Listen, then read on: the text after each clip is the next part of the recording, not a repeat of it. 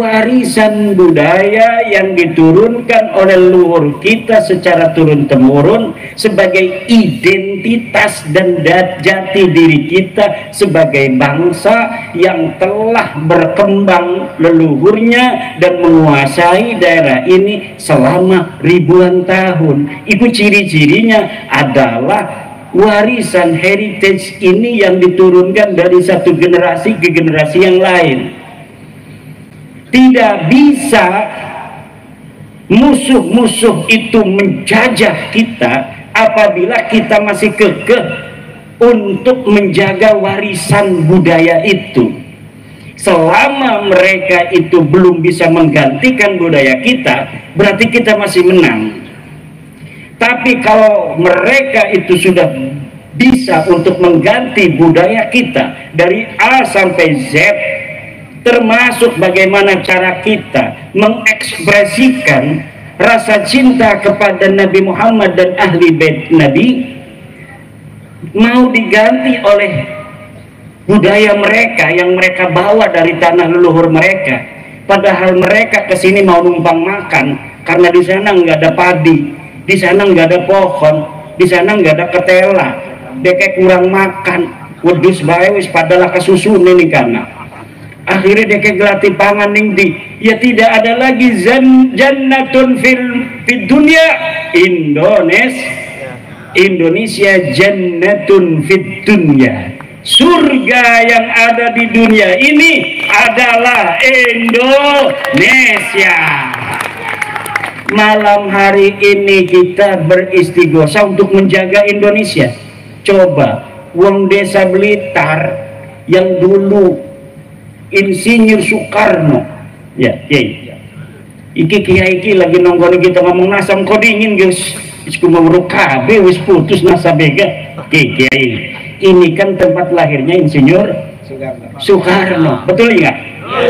Makamnya pun wis ditakdirakan nang Allah mati neng Jakarta, wis dikubur neng Bogor, tapi leluhur orang-orang Blitar, di mana dia dilahirkan di sini. Terus nih Allah peninjauan kembali. Ya Allah, kita mengajukan peninjauan kembali ke mahkamah kuburan.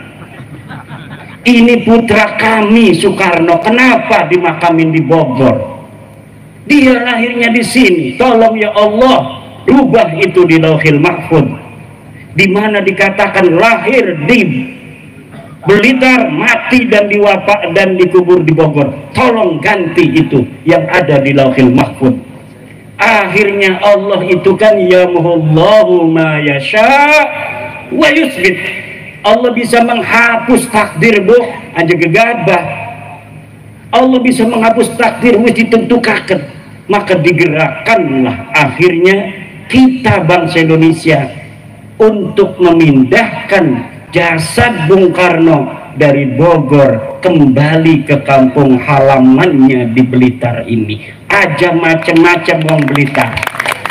Wong Blitar iki presiden se-Indonesia.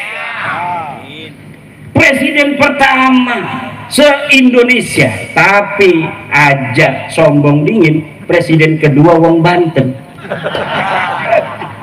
Siapa namanya? Saprudin Prawira, yang bisa menyelamatkan Indonesia ketika Soekarno sedang di penjara. Saudara, siapa dia? Saprudin Prawira Negara bin Pangeran Hatab bin Sultan Aliuddin Raja terakhir Banten. Orang kalah kita gitu. Ibu tuane wong Padang. Wong Banten kan uangnya orang pati open.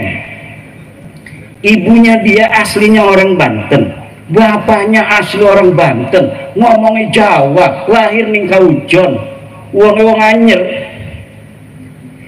Tapi ketika sudah wafat, dibiarkan aja.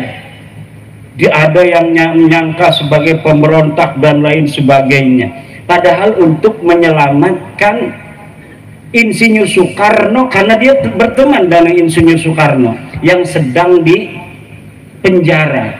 Kalau umpamanya tidak ada pemerintahan darurat, maka nanti luar negeri mengatakan Indonesia sudah tidak ada, maka penjajah yang dulu pernah menjajah Indonesia bisa masuk kembali. Maka orang Blitar yang lagi di penjara dibantu dengan gagah perkasa oleh orang Banten. Jadilah Indonesia masih terang siki ku Pak. Ceritanya makonon, makanya kudu dimai kopi wong Banten merenek ki.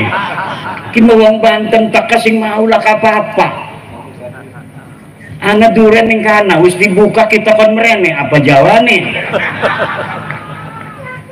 Ini baru dibuka sama Kiai Agus, udah di bel katanya mau siap istighosah. Saya mau makan durian dulu, nggak bisa katanya. Ya, adaifu kal mayit, namanya tamu seperti mayit, kita ikut aja ke sini nggak ada apa-apa. Malah suruh dikir lagi, padahal saya udah naik mobil dari Banten 11 jam, mau istirahat dibelin melulu tuh sama PWI Tulungagung, PWI Blitar. Kiai jangan istirahat, langsung aja. Karena apa? Sebenarnya saya ini ceramah itu bukan ahlinya Pak. Saya ini tukang ngajar ngaji Patul Qorib di rumahnya, tukang ngajari Patul Mu'in ki gara-gara nasab ki kula diundang-undang. Gara-gara nasab Balawi saya teliti, ya biasa aja penelitian bahwa Balawi duduk putune Nabi, diundang-undang merene lamun ora teka maksa, awas sudah jero teka premen. Akhirnya saya ditelepon oleh teman saya Syarif Ahmad Doirobi, Agus Doirobi, Kiai, acara di sana Kiai Rosid menanti bersama orang-orang di Kanigoro. Wah, kata saya udah ada jadwal, sebulan hanya 4 hari saya boleh keluar karena tugas saya ngajarin ngaji di pondok. Tetapi kadang-kadang Allah itu yamhullahu ma yasha wa yusbit. Ya barang sing teka wong sing berat mah batur dewek igati kan. Karo Kiai Abdul Rasyid baru kenalan hatinya saja, sama-sama ahli istighosah.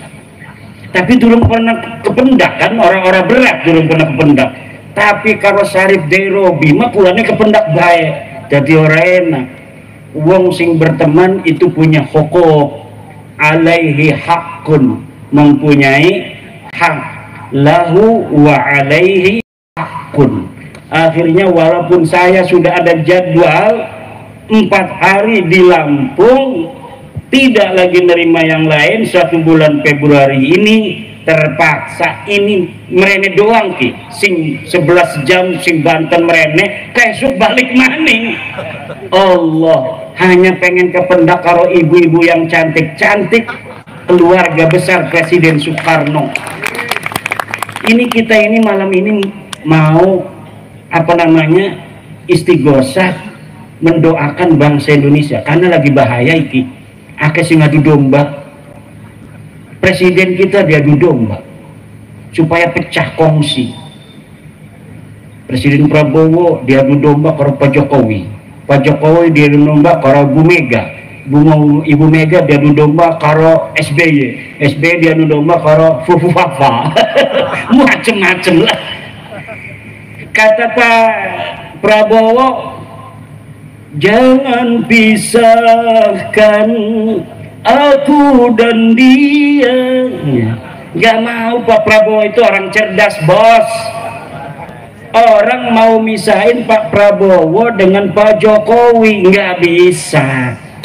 Orang memisahkan Pak Jokowi Bu Mega nggak bisa. Kedelengnya doang orang akur gak. Semuanya hatinya demi bangsa dan negara Indonesia. Orang-orang yang sudah ditakdirkan Allah di atas. Untuk apa? Untuk menjaga, untuk menjadi pemimpin bangsa. Pasti di dalam hatinya ada kecintaan kepada bangsa dan negara Indonesia. Semuanya saya yakin tidak mau bangsa dan negara Indonesia ini hancur kembali ke zaman dahulu kala. Masing-masing daerah gawe kerajaan dewek, Blitar gawe kerajaan sendiri, Tulungagung bikin kerajaan sendiri, Solo bikin kerajaan sendiri, Banten bikin kerajaan sendiri. Masing-masing gampang diadu domba, masing-masing gampang peperangan. Sekarang ini ketika sudah ada Indonesia, saudara, kita ini aman, tentrem, kertara harja, harap jadi malaikat KB mau bisa korupsi setitik karena kena mau manusia aja. Ini tujuannya pemimpin kita Pak Prabowo untuk bangsa negara, Pak Jokowi untuk bangsa negara, Pak Ibu Megawati untuk bangsa negara, SBY untuk bangsa negara, Gus Dur untuk bangsa negara, Pak Muhaimin untuk bangsa negara, PBNU untuk bangsa negara. Tetapi manusia KB tujuannya baik, tapi kita lamun bisa mesin ngarep mekononku iku arane manusiawi, Bu. Ngerti teh boten nyengir-nyengir mekenen ki, Bu. Semuanya untuk bangsa negara kita. Tetapi karena manusia itu wataknya itu seperti watak asalnya manusia itu adalah dari sperma, Bu. Sperma itu kalau kita belajar ilmu biologi, kita ingin belajar ilmu biologi ketika ning sanawiyah, ada zigot segala macam, bahwa manusia ketika dia itu menjadi sperma itu jumlahnya jutaan masuk ke rahim wanita, tapi yang nyampe pertama hanya saat yang paling cepat nyampenya inilah ke dinding rahim wanita yang akan menjadi anak, yang lainnya itu mati. Kenapa? Karena kalau sudah ditempatin satu yang lain nggak bisa. Jadi manusia itu asalnya musabakoh. Manusia itu nih sekarang ini kitalah yang terbaik dari saudara-saudara kita yang jumlahnya jutaan itu. Waktu malam-malam abah kita karo emak kitaku, kitalah yang pertama, yang terhebat. Kemudian kita menjadi segumpal darah, kemudian jadi segumpal daging, kemudian dibentuklah oleh Allah, laki-laki atau perempuan, dikasih nyawa oleh Allah, dilahirkan. Dialah yang terbaik, dialah pemenang. Nah, manusia masih ingat waktu dewek ning jero rahim rebutan karo dulur-dulure. Maka walaupun tujuannya bagus semua, tapi ada persaingan. Iku persaingannya namanya persaingan politik. Persaingan politik itu wajar. Tapi tidak bisa diadu domba untuk menyengsarakan rakyat, nggak bakal mau mereka.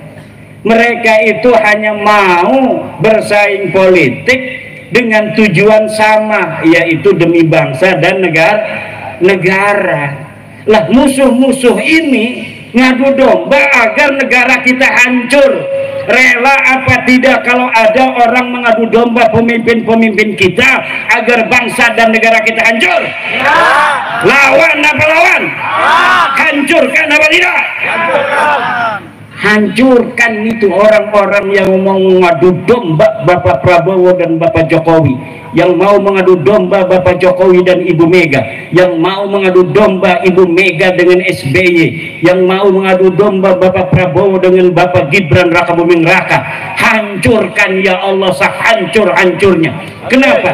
Kalau pemimpin-pemimpin kita itu sudah bisa diadu domba, maka lemah kekuatan kita. Banten itu Pak, Banten cerita gimana? Bukan karena saya orang Banten membanggakan Banten, tetapi memang dalam buku sejarah Banten tidak bisa dimasuki oleh musuh kecuali oleh pengkhianat yang dari dalam Banten sendiri. Sultan Hasanuddin ketika jadi sultan didatangi oleh siapa itu, orang Belanda itu. Bukan yang pertama kali datang, pertama kali datang dari Eropa ke Indonesia ini, ke Nusantara, itu pertama datang ke Banten, mau dagang katanya. Akhirnya diterima oleh orang Banten. Pas dagang dia memonopoli, diusir sama orang Banten. Kemudian pada zaman Sultan kedua Maulana Yusuf juga diusir. Pada Sultan Maulana Muhammad tidak bisa menguasai. Pada zaman Sultan Abdul Mapahir mulai perang 1630. Pada saat Sultan Agung Tirtayasa puncak peperangan VOC Belanda dengan Kesultanan Banten. Nggak bisa menang itu musuh-musuh Banten. Tapi ketika diadu domba oleh Belanda antara ayah dan anak, akhirnya anaknya ini mau memberontak pada ayahnya. Musuh sudah ada di istana sendiri, barulah bisa ditaklukkan. Dan kelakuan seperti ini bukan hanya Banten, seluruh bangsa Nusantara itu adalah para pejuang petarung yang siap perang. Ki wong Blitar ki siap perang kabeh ki. Senajan kedelenge pada lemes siki mah. Kenapa? Karena bukan masa perang. Kalau masa perang semuanya ini saya yakin mau perang. Makanya kita lagi risih kining Banten siki anak pik 2 ki. Ada pik 2 ini saya itu ada ketakutan apa? Takut pemerintah nggak mau mengikuti keinginan rakyat Banten untuk menyetop PIK 2, akhirnya rakyat Banten merasa dijajah. Kalau perasaan merasa dijajah sudah hadir, saya yakin, bukan memastikan, saya yakin akan terjadi suatu huru hara. Kenapa? Ketika masyarakat di mana saja itu sudah merasa dijajah oleh orang asing, sementara dia merasa yang harusnya itu membela tidak membela, maka terpaksa yang biasa nyangkul, cangkulnya akan dibuang. Yang biasa nyoret kitab, pulpennya akan dibuang, kitabnya akan ditutup. Yang biasa dagang, tokonya ditutup. Yang biasanya cuma nganggur di pos kamling, main remi, main catur, caturnya disepak. Nah ini makanya PBNU sudah mengeluarkan Bahsul Masail kemarin, bahwa menurut Bahsul Masail Nahdlatul Ulama, hasil keputusan tahun 2025 ini laut haram disertifikat. Saya memohon kepada pemerintah, presiden, menteri ATR BPN, menteri KKP, dan seluruh yang terkait, bahwa PBNU sekarang sudah memberikan fatwa keagamaan bahwa mensertifikat laut dengan HGB dan SHM hukumnya haram. Tolong patuhi fatwa Nahdlatul Ulama, hentikan PIK 2 di Tangerang dan seluruh. Karena apa? Ternyata bukan di Tangerang laut itu disertifikat, Bu. Di Sidoarjo ada, di Surabaya, di Madura anak wong Madura lautnya wis disertifikat. Di daerah lain juga banyak, kata menteri itu. Ternyata bukan hanya di Tangerang. Makanya Tangerang yang menjadi sumbunya. Ketahuan memang benar-benar daerah keramat itu. Daerah Banten kata orang tua, ini kata orang tua, mungkin kata orang Blitar, tanah Blitar keramat. Kata orang Banten, tanah Banten berkeramat. Tapi lamun dideleng-deleng ternyata anak bener ya. Dulu Sultan Agung Mataram yang masih saudara, sama-sama keturunan Ki Ageng Pemanahan dari jalur Ibu Banten, itu mau nyerbu ke Banten. Waktu mau nyerbu niat saja, itu malamnya sudah mimpi dia itu nanahan semua sekujur tubuhnya, mimpi doang. Akhirnya dia bangun, pas bangun ini bekas-bekas nanahnya masih ada. Apa ini urusannya? Oh Sultan, jangan sampai menyerbu Banten. Akhirnya nggak jadi.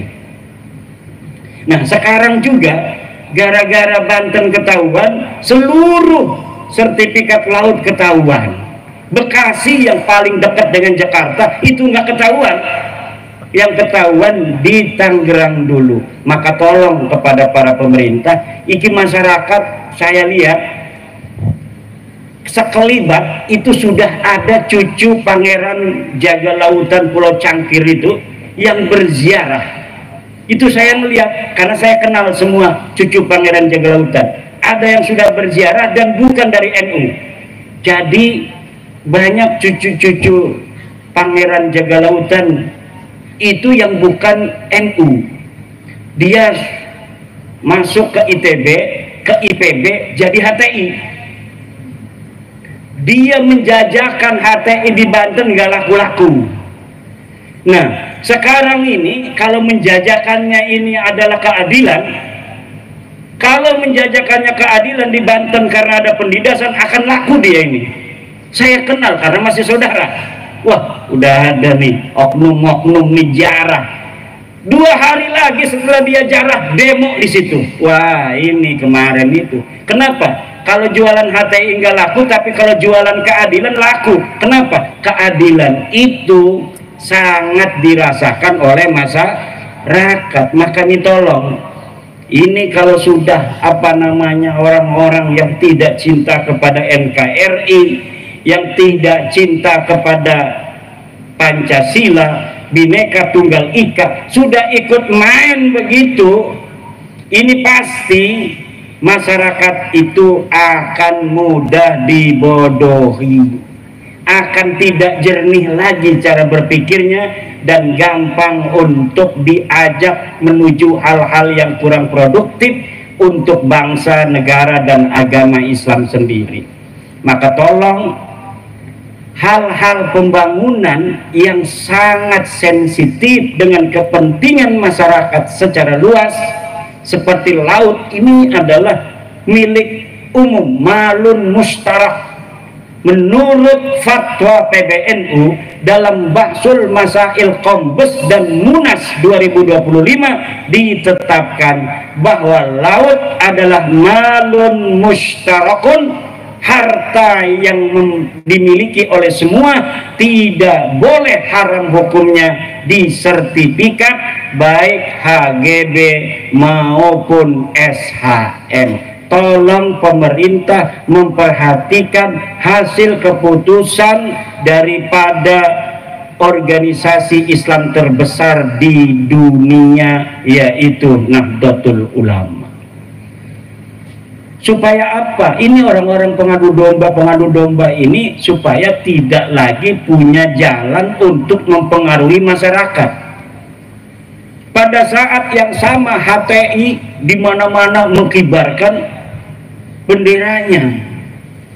Coba di Surabaya, tempat berdirinya Nahdlatul Ulama, ribuan HTI mengibar-gimbarkan bendera. Hari yang sama di Jogja juga mereka mengibar-ngibarkan bendera HTI. Di Banten ketika ada demo itu, demo menuntut ditutupnya PIK 2, baik PSN-nya maupun PIK 2-nya yang bukan PSN, itu saya lihat mereka tidak mengibar-ngibarkan bendera la ilaha illallah, tetapi 70% itu orang-orang HTI, masyarakatnya hanya beberapa persen. Nah, makanya ini adalah sebuah hal yang mengkhawatirkan. Kenapa? Kalau jualannya itu adalah jualan keadilan dan anti kezaliman yang sedang dirasakan oleh masyarakat sendiri, maka ini akan laris manis Tanjung Kimpul. Laris manis Tanjung Kimpul. Maka tolong, ini pemerintah untuk memperhatikan. Ini Nahdlatul Ulama sudah turun loh, pakai fatwa Bahsul Masail. Saya di malam-malam di bel untuk datang ikut juga. Kata saya tidak mau ikut-ikut dulu, nanti Kalau sudah kondisinya kondusif, baru saya ikut-ikutan lagi. Sekarang iya, saya sekarang ini lebih baik bersama Nahdlatul Ulama di bawah. Ini enak sekali. Kenapa? Karena Nahdlatul Ulama hari ini sudah 56%, Bu. Dari seluruh masyarakat yang mengaku Islam, 56%-nya mengaku NU. Ini sebenarnya pun kata sebagian teman, ini sudah dapat ngepres sebenarnya lebih dari 56%, tetapi tidak baik untuk keseimbangan suatu bangsa, di mana sebuah organisasi sangat mendominasi dari jumlah kuantitas. Sebenarnya lebih daripada 60%, tetapi ditekan agar apa? Agar tidak terlalu gejlok. Masa iya, nanti akan bahaya sekali. Bahaya sebuah bangsa organisasi banyak, tetapi ketika disurvei organisasi Islam itu ada ratusan, Pak, ratusan, tapi pas disurvei ada organisasi yang sama sekali tidak punya massa.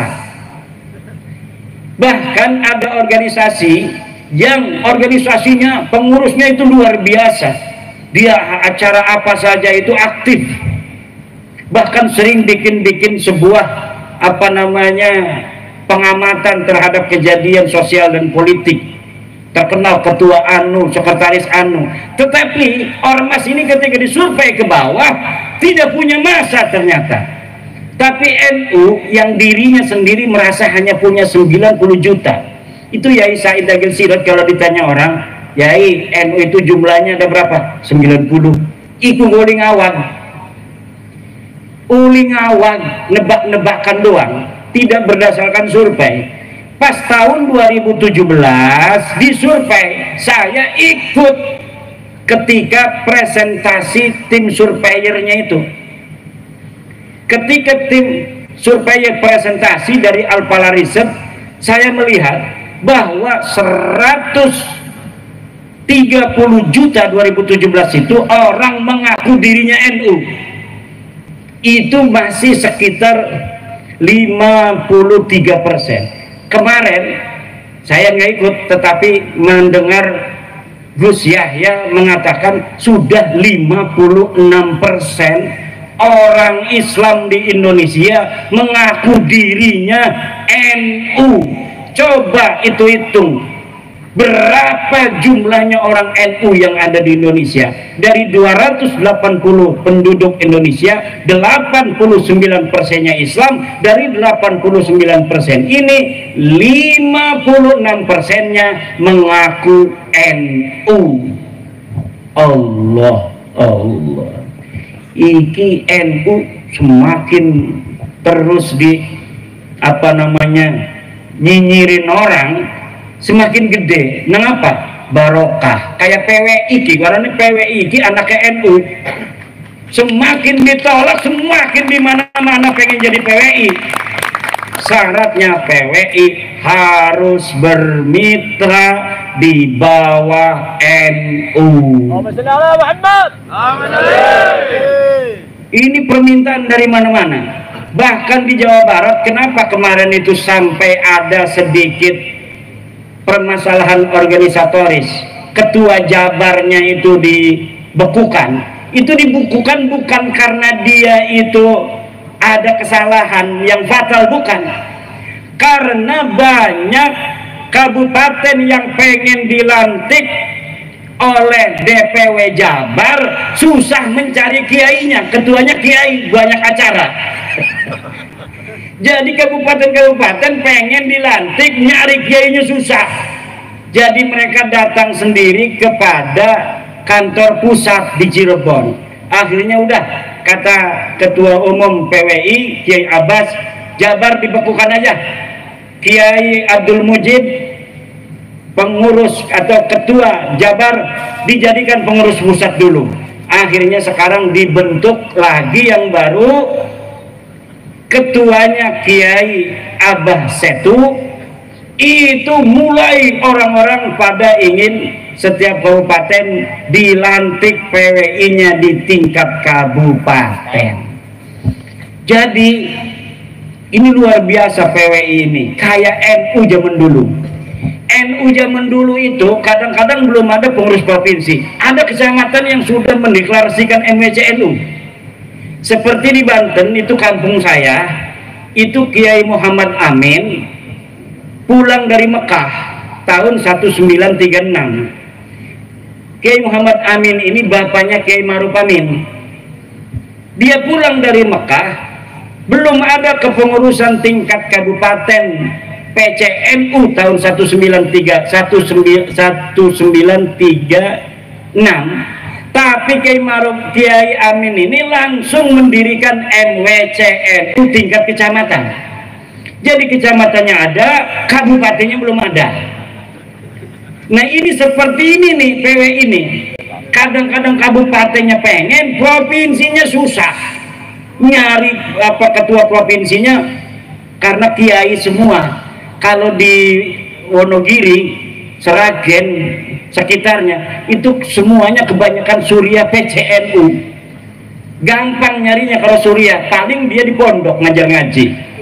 Tapi kalau kiai penceramah susah. Nyari saya itu gampang, Pak. Karena ada di pondok ngajar ngaji tiap waktu. Asar ngajar ngaji, maghrib ngajar ngaji, subuh ngajar ngaji.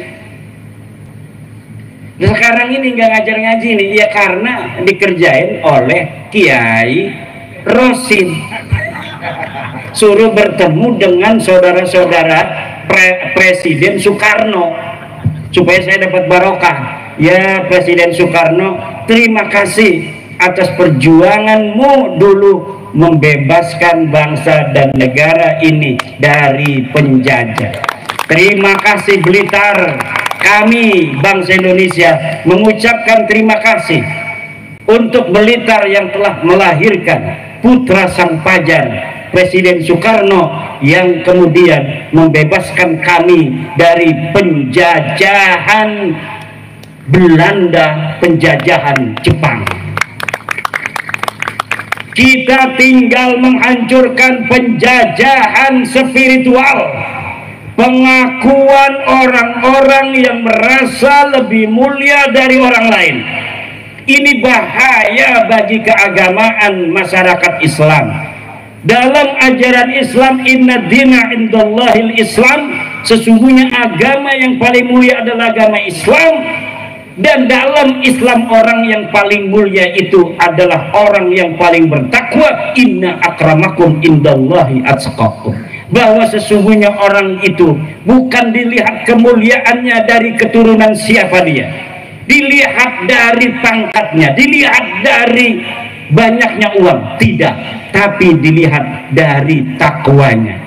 Semakin dia bertakwa, maka dia semakin mulia di hadapan Allah Subhanahu wa ta'ala. Tidak ada di dalam Islam orang dilihat dari keturunannya. Dia mau keturunan siapa saja, kalau dia bertakwa, maka dialah yang paling mulia.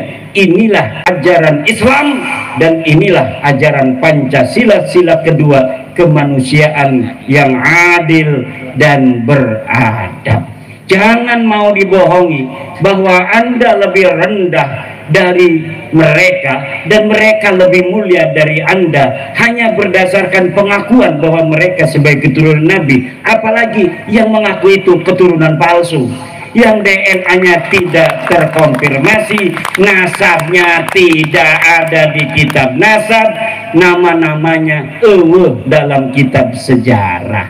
Jangan mau. Kalian orang-orang mulia, turunan orang mulia, orang Blitar, bahannya bahan bagus, bisa jadi presiden. Sudah terbukti orang yang lahir di Blitar bisa jadi presiden. Haram hukumnya orang Blitar merendahkan diri di hadapan bangsa lainnya, apalagi bangsanya itu bukan bangsa Indonesia. Tunjukkan dada orang Blitar. Dada orang Blitar dadaku, iki dadaku, endi dadamu, kata Presiden Soekarno. Indonesia menggugat itu siapa? Insinyur Soekarno. Sekarang Blitar menggugat nasabah Lawi.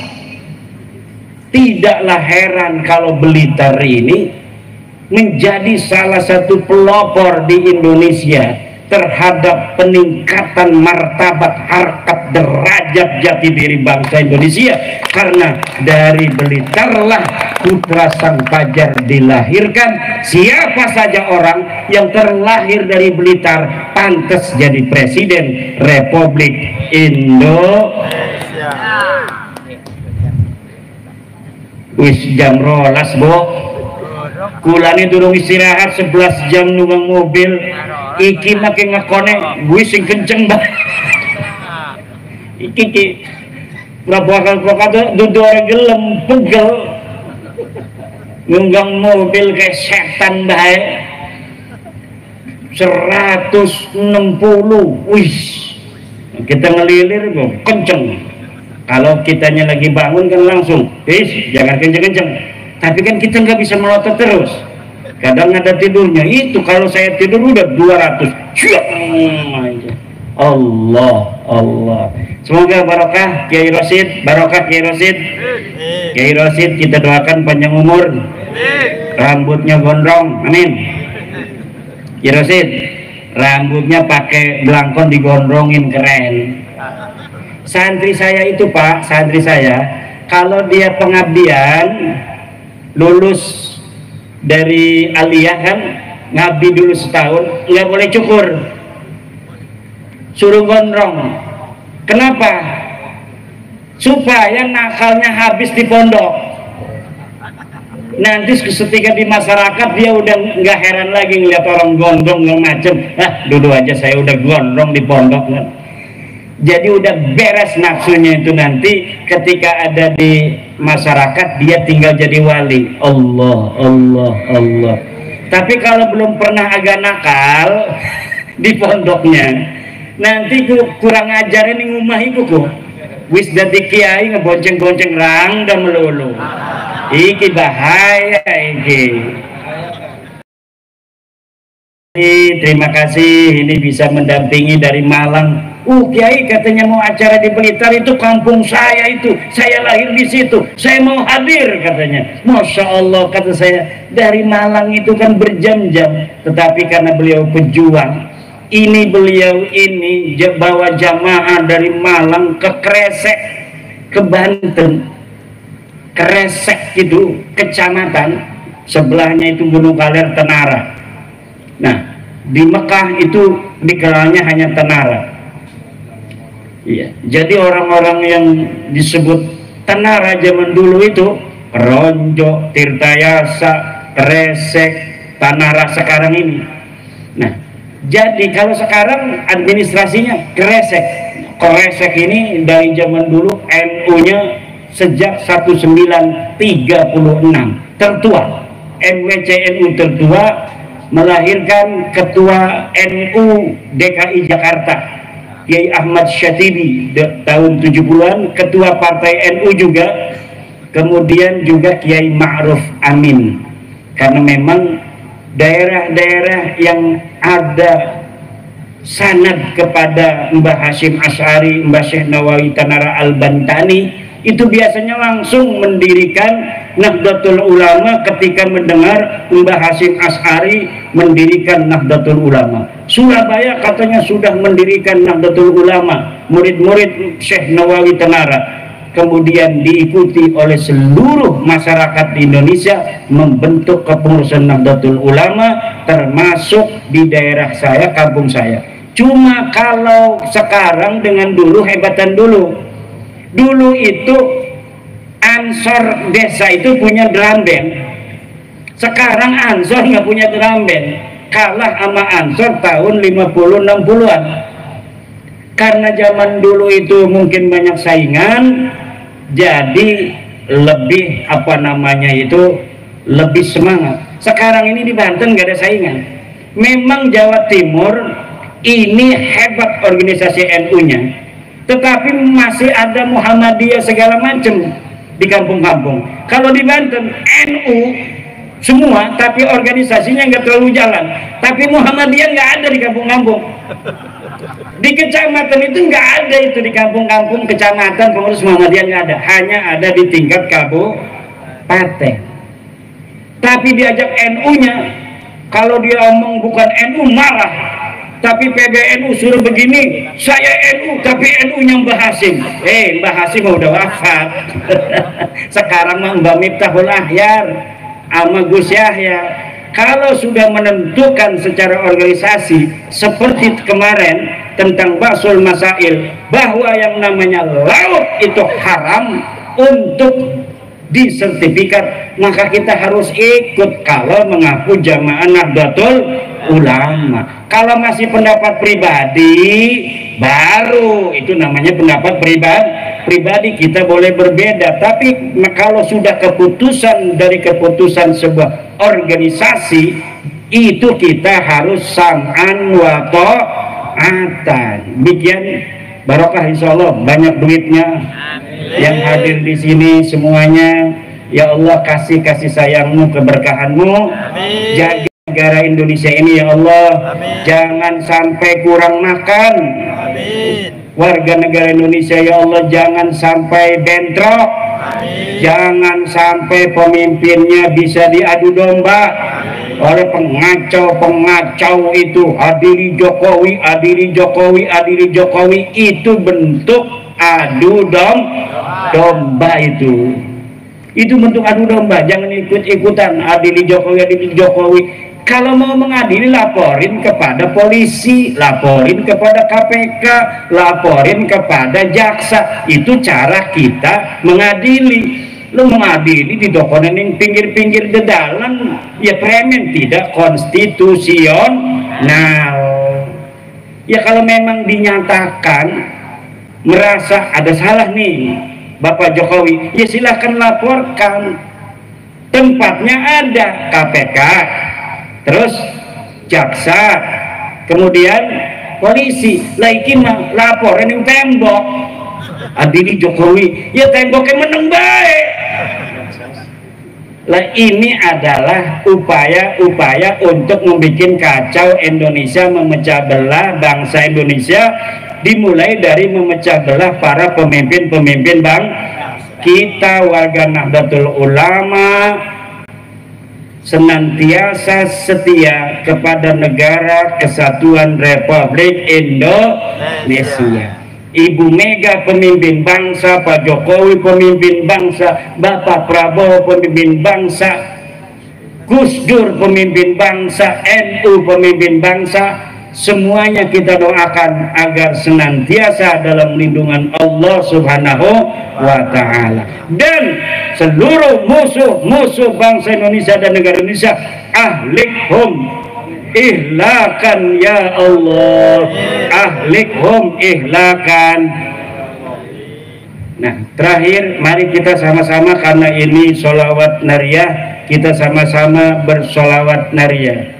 Allahumma sholli salatan kamilatan wa sallim salaman taman ala sayyidina Muhammadin alladhi tanhallu bihil uqadu wa tanfariju bil kurabu wa tuqda bil hawaiju wa tunalu bil ghaibu wa usul khawatimi wa yustasqal ghamam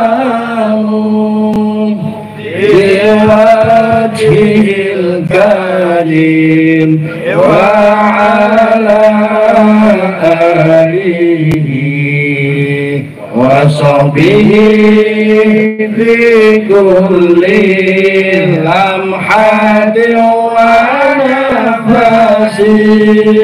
wa nafasin bi'adad kulli ma'lumiha. Amin ya Allah ya Rabbal. Kenapa selawat nariyah disebut selawat nariyah? Li'annaha tuhaqqiqul hawaija kannari 'alal hashim.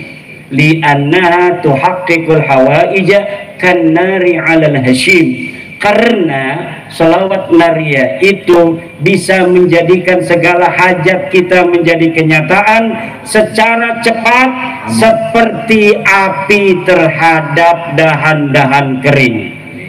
Selawat nariyah juga disebut selawat tafrijiyah li'annahu tufarrijul kuruba wal humum. Karena selawat nariyah bisa untuk menghilangkan kesusahan dan kedukaan. Disebut juga selawat nariyah itu miftahul kanzil muhit. Miftahul kanzil muhit li'annaha miftahul amwal. Karena selawat nariyah itu kunci harta benda. Siapa orang membaca selawat nariyah 4444 seorang diri maupun berjamaah seperti ini, kemudian dia berdoa hajatnya, tuqda lahul hawaij, maka hajatnya akan dikabulkan oleh Allah. Wa man arada ayanzura ila rasulillahi fi manamih falyaqraha mi'atan. Siapa orang yang ingin melihat Rasulullah di dalam mimpinya, maka baca selawat nariyah 100 kali.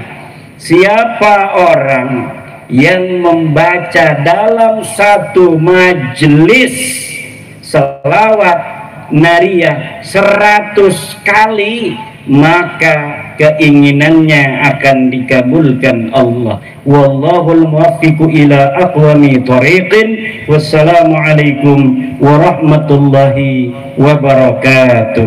Waalaikumsalam warahmatullahi wabarakatuh.